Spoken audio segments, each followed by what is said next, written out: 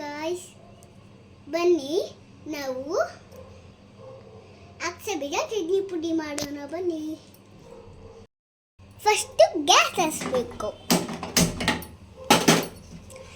ಆಮೇಲೆ ಬಾಣಲಿ ಇಡಬೇಕು, ಆಮೇಲೆ ಅಕ್ಸೆ ಬೀಜನ ಹಾಕಬೇಕು. ಒಂದು ಕಪ್ಪು ನೋಡಿ ಹಾಕ್ತಿದ್ದೀವಿ.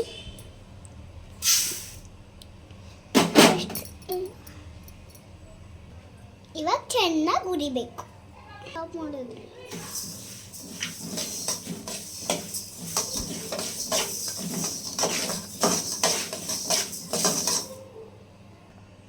ಚಟಪಟಾಣಗಂತ ಉರಿಬೇಕು. ಇದಾಗಿದೆ, ಬೇರೆ ತಟ್ಟೆಗೆ ಹಾಕೋಣ.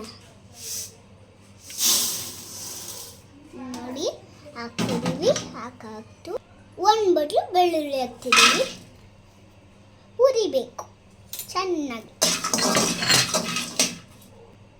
ಈಗ ಇದಾಗಿದೆ.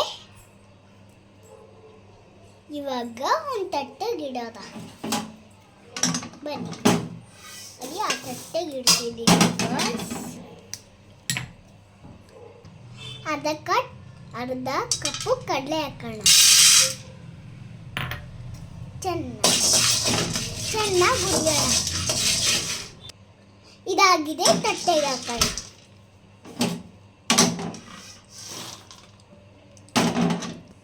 ಕೊಬ್ಬರಿ ಒಂದು ಕಪ್ ಹಾಕೋಣ. ಇವಾಗ ಚೆನ್ನಾಗಿ ಹುರ್ಕೊಳ್ಳೋಣ ಕೊಬ್ಬರಿನ. ಈಗ ಇದಾಗಿದೆ, ತಟ್ಟೆಗೆ ಇಡೋದ.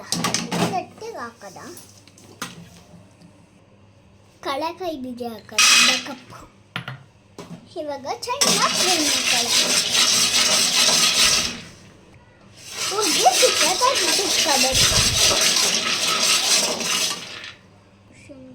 ಇವಾಗ ಒಂದು ಸ್ವಲ್ಪ ಹುಣಸೆ ಬಿಸಿ ಮಾಡ್ಕೊಳ್ಳೋಣ.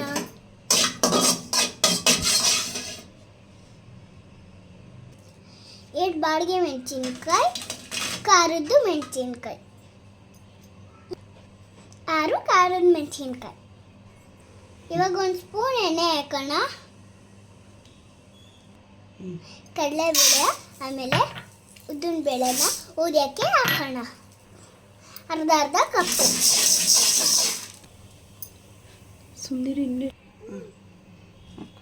ಅರ್ಧ ಕಪ್ ಎಳ್ಳು ಹಾಕೋಣ. ನಿಮಿಷ ಹಂಗೆ ಇದಾಗಿದೆ. ಎಲ್ಲ ತಣ್ಣಗಾಗ ಹಾಕೊಳ್ಳೋಣ.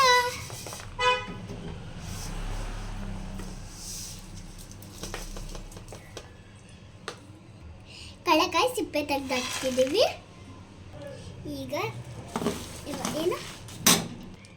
ಈಗ ಇದೆಲ್ಲ ತಣ್ಣಗಾದ್ಮೇಲೆ ರುಚಿಗೆ ತಕ್ಕಷ್ಟು ಉಪ್ಪು ಹಾಕಿ ಪುಡಿ ಮಾಡೋಣ.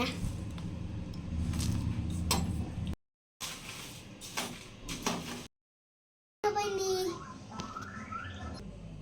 ಪುಡಿ ಮಾಡಾಗಿದೆ. ಆರಿದ ಮೇಲೆ ಡಬ್ಬಿಗೆ ಸ್ಟೋರ್ ಮಾಡಿಟ್ಕೊಳ್ಳಿ. ನೋಡೋಣ ಬನ್ನಿ. ಸಕದಾಗಿದೆ ಗಾಯ್ಸ್.